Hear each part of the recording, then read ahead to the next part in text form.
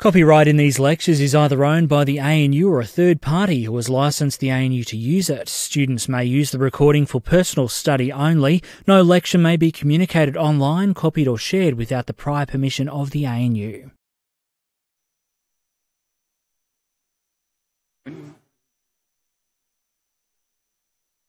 It's like, well,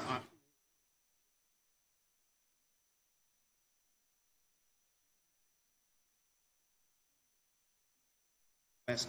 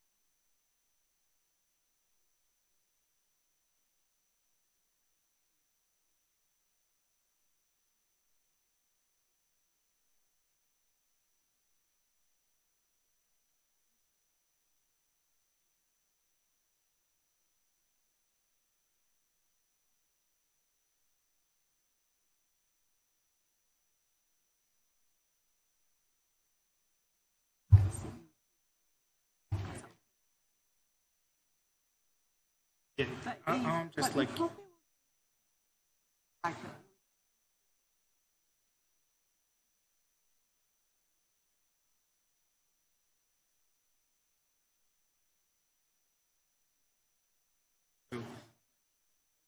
Just to wrap up, we need to provide best portfolio for our investment. Everything goes to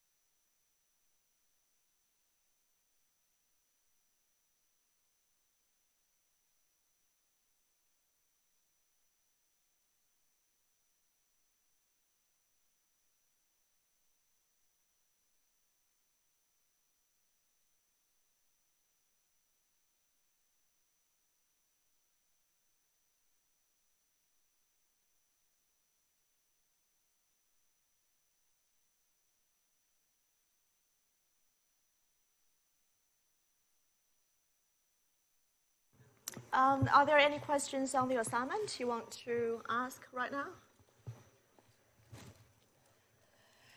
Anything? No? Then I'll just talk briefly on the most common questions I have received in the past week.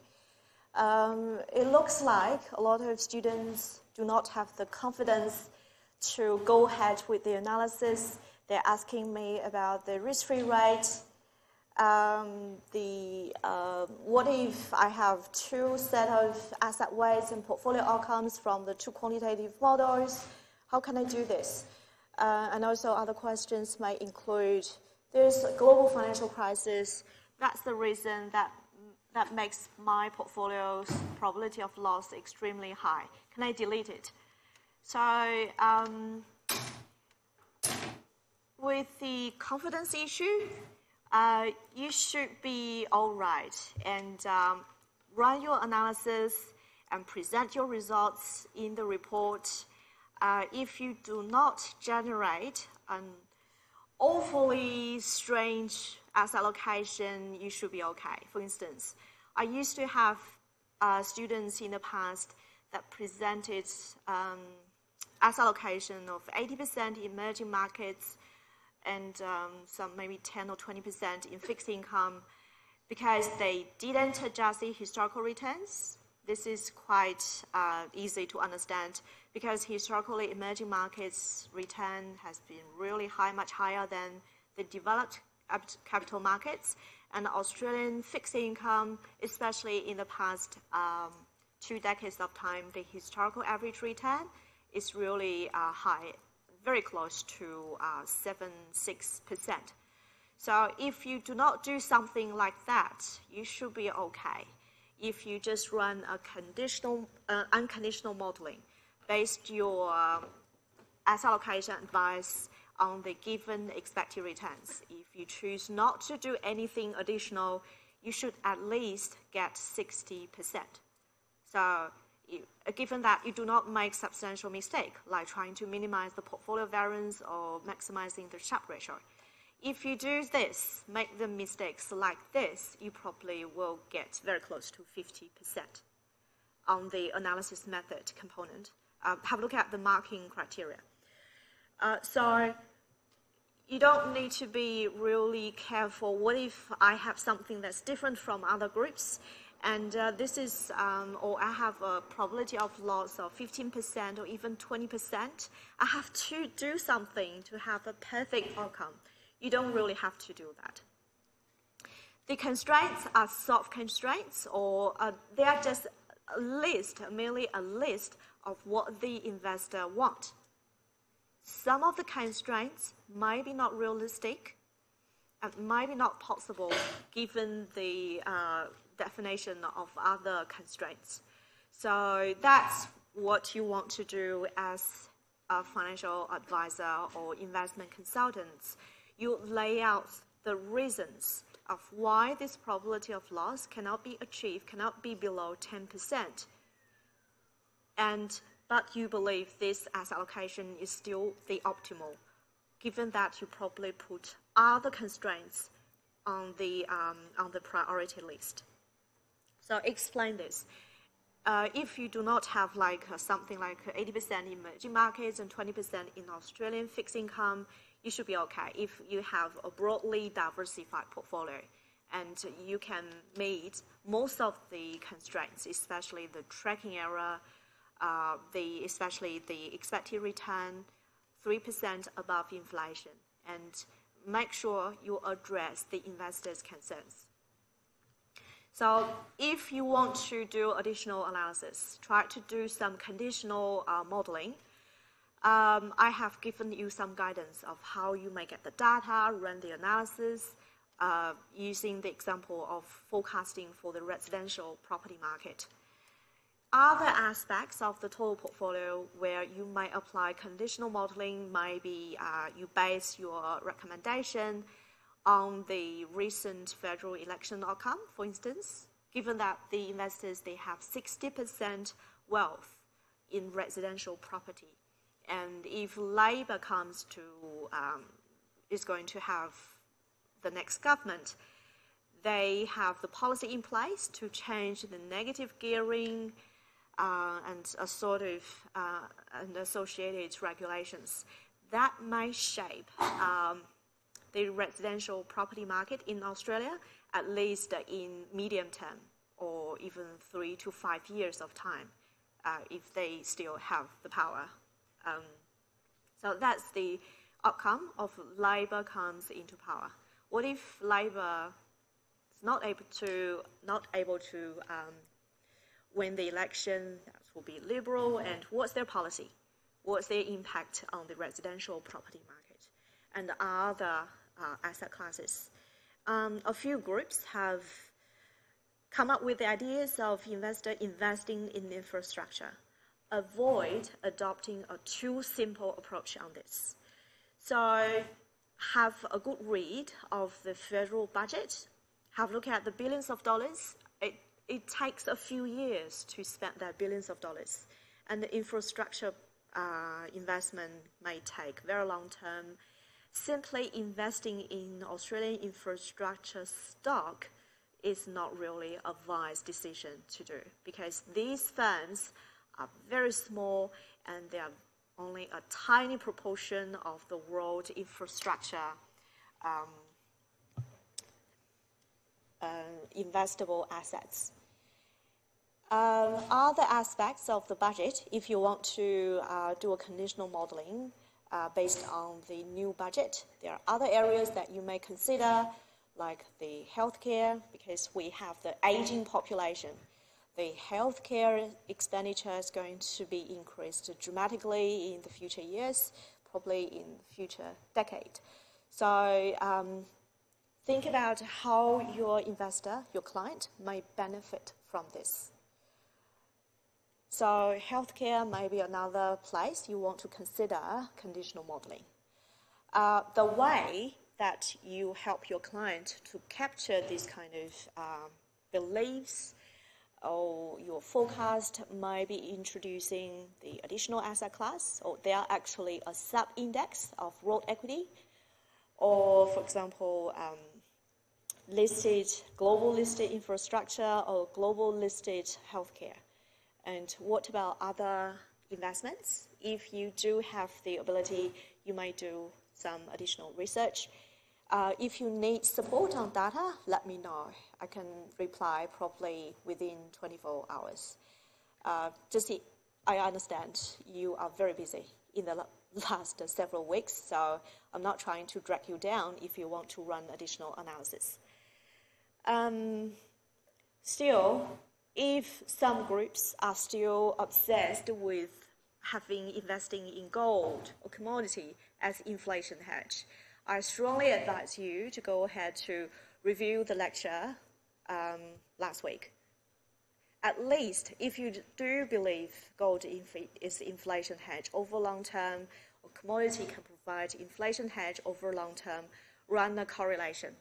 Actually, all of you should run correlation of all the assets. It's probably the standard practice of any quantitative analysis. Another aspect, a very common question or concern I received from the past week is the writing up the report. Some groups have already started writing, and we'll talk about more details of how you might write in a more effective way. And I would like you to remind you that the mixed method exam, the written questions, are actually a kind of practice.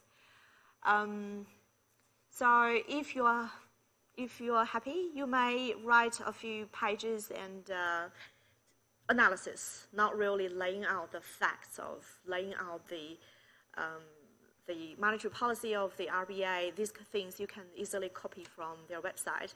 Your analysis. If you want to let me to have a review, you're very welcome to come to my consultation and show me the paragraphs. I can, on the spot, and tell you how you may improve your writing. But I do not reply emails in this way. Just like the Excel files. We can work out the solution, try to debug the problem of your model, but do not use me as a shortcut. I do not just wait there and sit there and wait for the email and I debug your model and reply the email. It's not like that. If I give you an answer, a solution that easy, you cannot learn anything. So if you're happy to let me to review or help you to improve your writing, come to see me next week in my consultation. I'm very happy to tell you how you may write more effectively. And if you're doing any additional exercises of writing, for instance, you know the mixed method exam questions, and if you try to answer these questions, after the exam, you may bring your answer to me. I'm very happy to give you some advice. How may you improve your writing in the exam context? If there's no assignment-related question, I'm going to move on to the mid-semester exam. So all of the marks are out of 100. So both classes have an average of about 50%, and standard deviation of 14 and 12. They're very similar. So which means that if your grade is between like 38 or 66, 67, you are within that middle range. You are like pretty much average. I'm particularly worried about the students who got 25 or a little bit below 30. So without some serious work in the next few weeks, you really will have some risk of failing this course. So if you get like 50 or 60, compared with your grade from other courses, they might look lower. But let me assure you, the written questions are much more difficult. There's much higher expectation there to gauge you on the effectiveness of written communication. So don't get discouraged from this grade.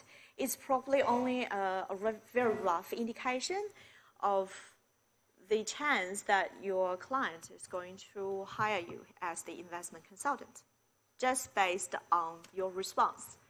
So from the questions I put in there, you probably have some understanding, okay, these problems, we have discussed the principles, theories, and the issues, we developed the ideas, but when you apply these principles in a case, things might look different. I asked you to do some practice. I wonder how many of you have done that using the tutorial exercise or your assignment case. Actually, you have much resources to do this kind of practice. The average of the multiple choice question is about 65%. So you can understand that the average of the written part is below 50%. So the common problem, I don't blame you on that. You shouldn't feel really bad about that, because in previous finance courses, you are used to punching the calculators, coming up with a number, and then copying some phrases, bullet points, or paragraphs from textbook or lecture notes. But in this course, I give you a very specific case, and I want you to apply the concepts or ideas we have developed throughout the course. So this is the difference of these written questions. The multiple choice question, actually for most of the multiple choice questions, you did really well. Except these two questions, you have like between 70 to 80% of correctness for all the other questions. Only these two questions, they had below 30% of students had it right. So I would like to just give you the question and talk about these two questions. Question 3, which of the following measure of risk is least relevant for the trustee board of a defined contribution superannuation fund? So what's your choice? least relevant risk measure for a DC fund?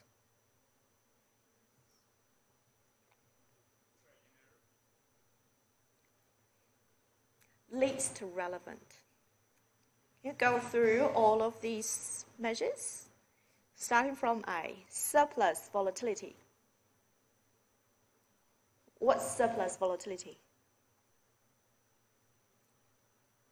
Does the DC superannuation fund have this sort of surplus volatility? Not at all. And B, standard deviation? Yes, for DC fund. Tracking error? Yes. So for DC fund, they probably have a benchmark. And shortfall? What's the shortfall?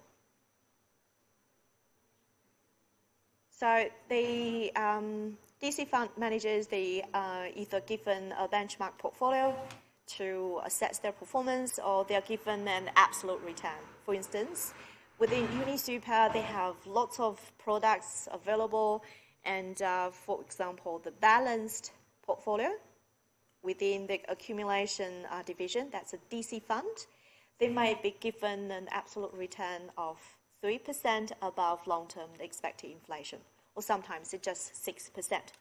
So shortfall might be in the sense that the portfolio return, the difference of portfolio return from the expected from the benchmark. So that can be one of the measures of shortfall. And skewness, of course, for DC fund, they're managing the portfolio, doing the asset allocation, security selection. They are concerned about the skewness of the total portfolio return. That indicates some particular downside risk. That's particularly their concern, the tail risk. So what's the choice for this question? A, yes, surplus volatility. It's the least concern for DC fund manager. Why did you have this wrong in the exam?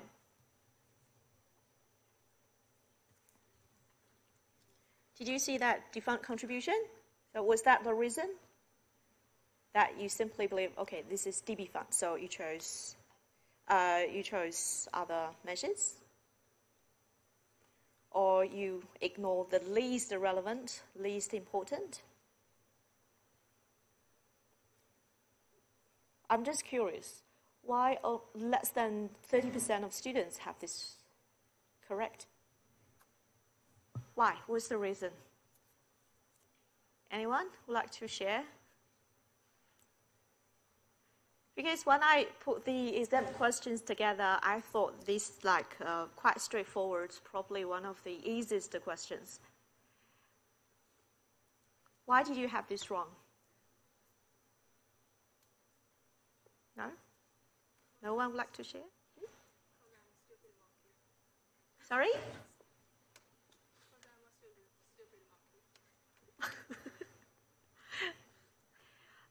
Do you remember that the table of different investors and different risk or constraints objectives, that table?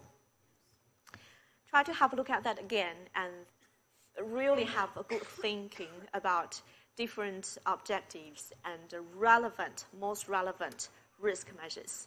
The relevant risk measures are associated with the objectives. That's the point, the message I want to remind you. Risk measures are related to objectives. The next question, still less than 30% students have this right. So mean variance optimization is well known to generate unreliable results, and optimizers have been described as error maximizers. Assume that you nevertheless intend to use some forms of optimization in identifying a better asset allocation.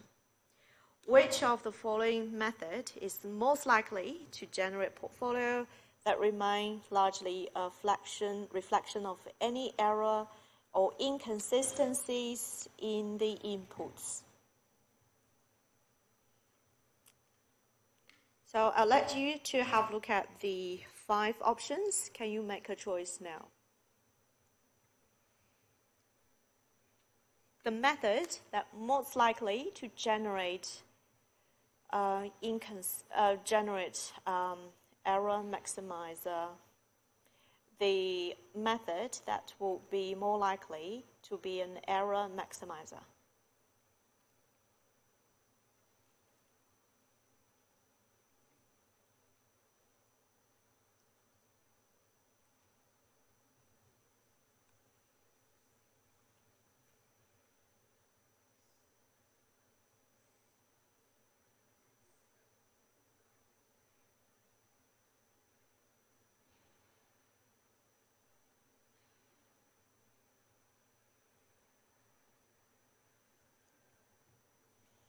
So what's your choice?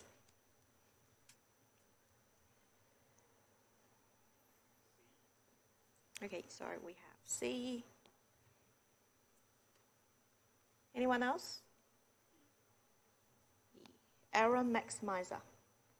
What else? Okay.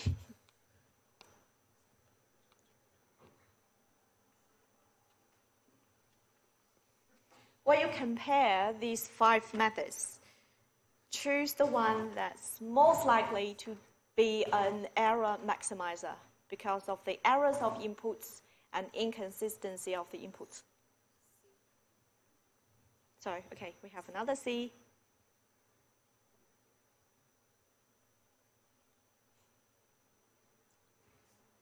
Any other suggestions?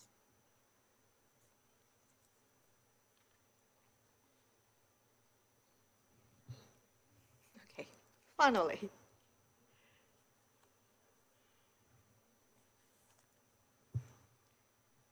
I'm going to choose A or D. Anyone else? Okay, let's go back to read the question again. So mean variance optimization is very likely to be an error maximizer because of the errors and inconsistencies in the inputs. What are the inputs?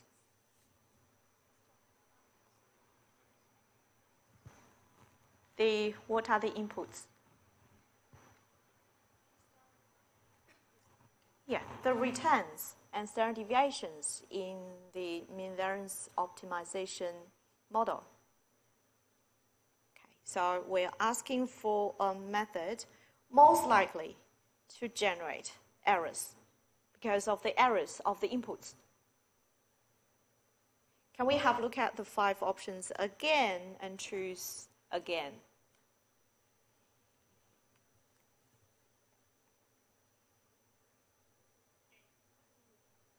E. Yeah.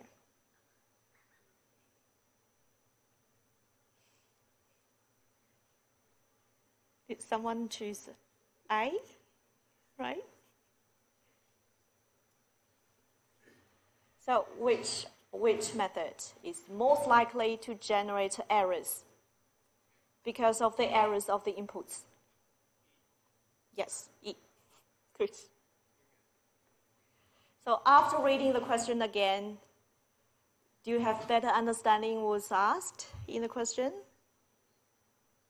Right?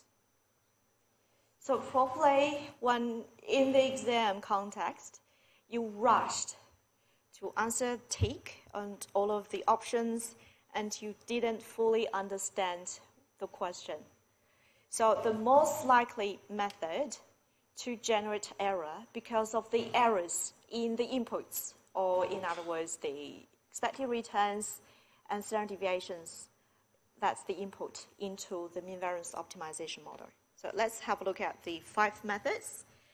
A 2-stage approach where the optimization is only applied on assets that you have confidence to forecast. And the other assets are evaluated subjectively in the 2nd stage. So actually, this is a good description of 2-stage approach. Obviously, this will generate a reasonable asset allocation, avoiding the error maximizing problem in the standard mean variance optimization process. B, mean variance optimization based on historical returns, that's historical inputs, with additional constraint on benchmark relative risk tracking error.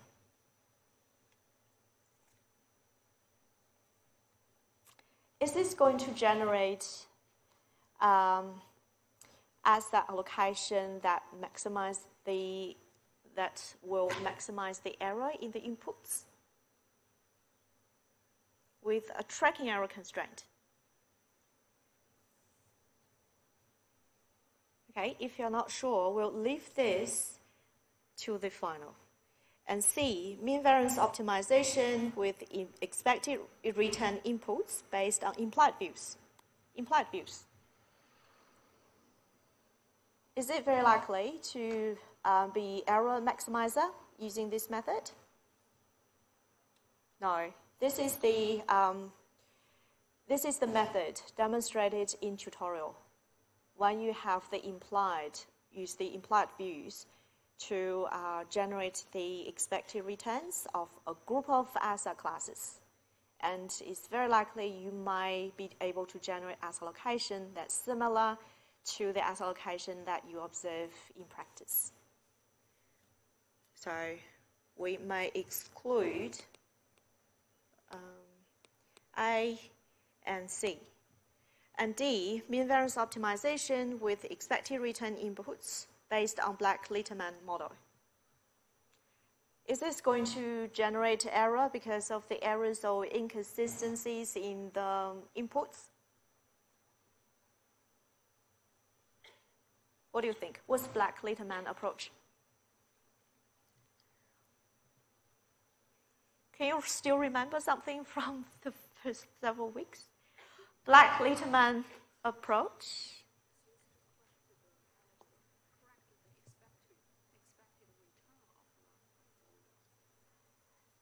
What's Black-Litterman approach?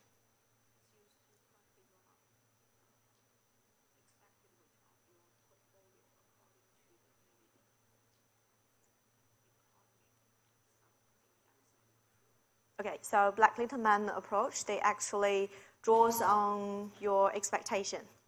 That's what you meant. Draws on expectation and also draws on information, resources from a market equilibrium model like CAPM.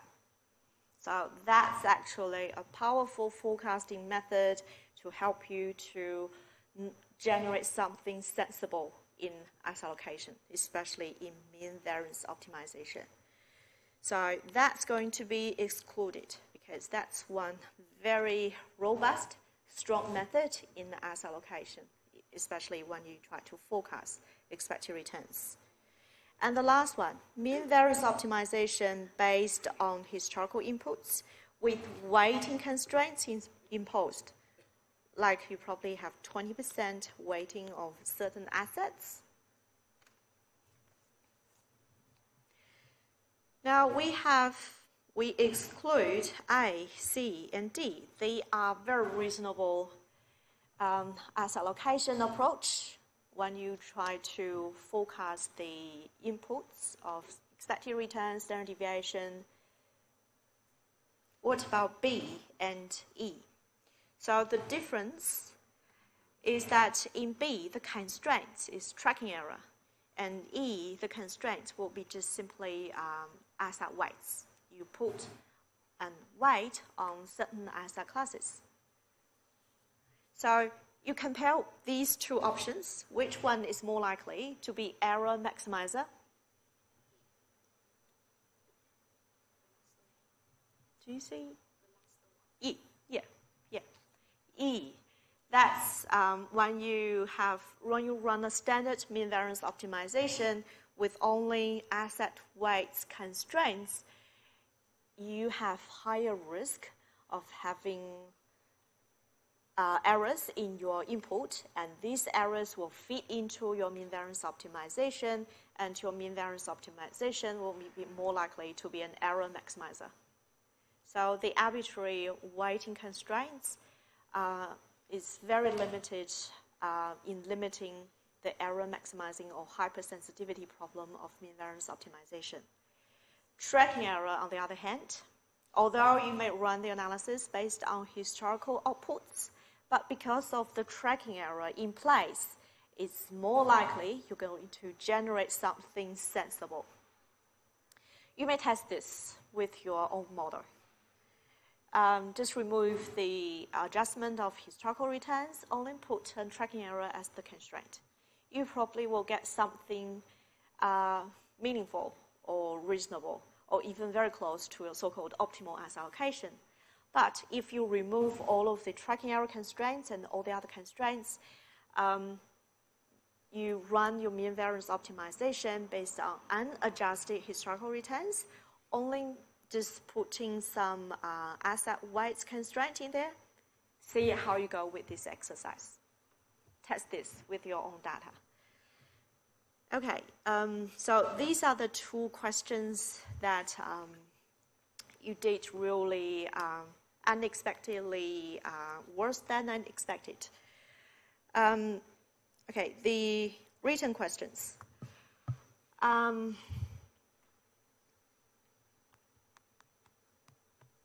The final exam, we're going to have about 20% of the final exam that will be in a similar setting as the assignment. So you're going to be given a case, and I'm going to ask you very specific questions of the asset allocation approach choice, maybe data choice. Again, if I'm going to give you a client, investment horizon, and circumstances, constraints, I ask you to choose the sample period, data interval, and asset allocation approach, and explain why. So there will be 20% in the final exam on topics like this. If you didn't really get some marks in the mid-semester exam about choosing the data interval or choosing the sample period, this trade-off, you better sit down, give yourself 10 minutes, write down your answer. Having some general understanding is different from writing down your thoughts. They are quite different. So that's the most important thing I want to highlight, given that you didn't really do well in the written exam. We still have like 10 minutes. I would like you to do practice. Can you please go to Watto?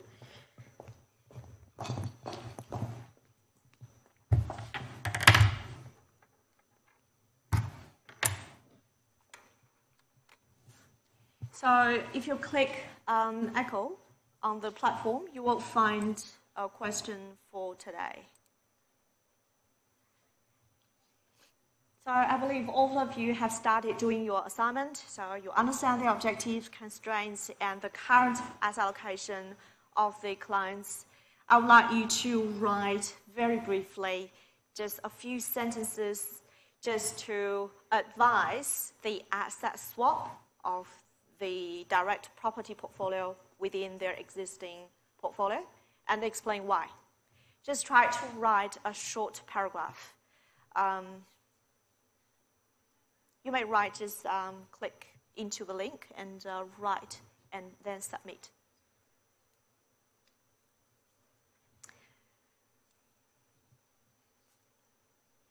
If there are any responses there, we'll just comment on this.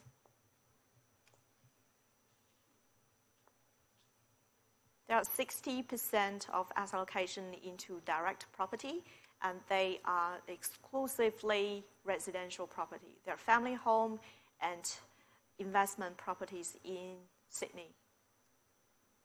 So how you're going to suggest they do asset swap, that's a fundamental risk approach, to improve the risk-return trade-off of the total portfolio.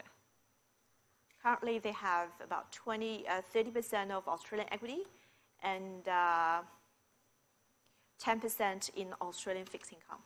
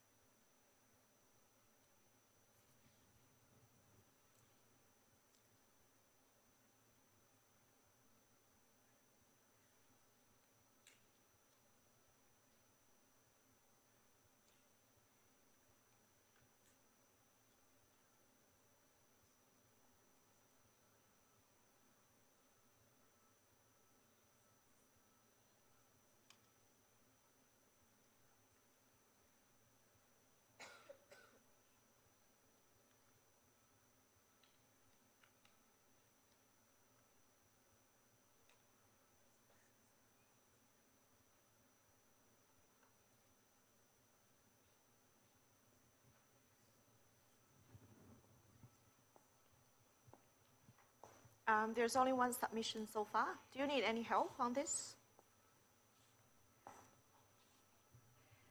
Do you understand what I'm asking you to write? I'm asking you to advise asset allocation improvement using fundamental risk approach. So what are the two steps of fundamental risk approach? The first step, identify the fundamental risk factors. These fundamental risk factors are concentrated risk within the investor's existing portfolio. The second step, based on your understanding of the concentrated fundamental risk factors, advise asset swaps to with the assets of similar expected return, but lower risk. The lower risk here doesn't mean standard deviation. It depends on your identified fundamental risk factor. So in this way, you may have the chance to improve the risk-return trade-off of the total portfolio. Still, the risk-return trade-off doesn't mean standard deviation return trade-off. The risk depends on the fundamental risk factor. 3, good.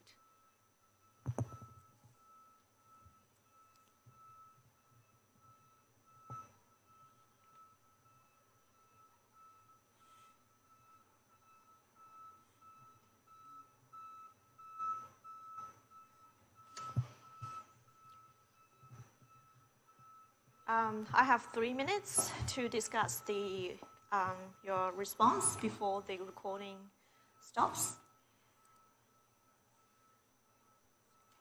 Does it close? No. Show results. The first one, swap for world fixed income if defensive, or to world equity hedged if desire more return. Take capital gain tax into consideration. I like this response in the sense it does include the implementation issues in this advice. We just can put aside the actual advice, the asset swap aside. But this is very good thinking when you advise something and you do consider implementation issues. This can have significant and unexpected impact on your final recommendation. Swap for world fixed income if defensive, or to world hedged if desire more return.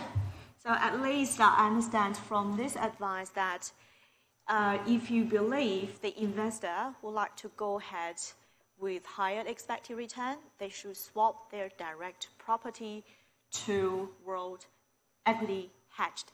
Still $8 exposure, probably higher than expected return, but the expected return might be a little bit higher than the direct property. So I'm wondering, when you advise this, what kind of risk you're trying to diversify? Can anyone help me? What kind of risk this advice is trying to diversify? World fixed income or world equity?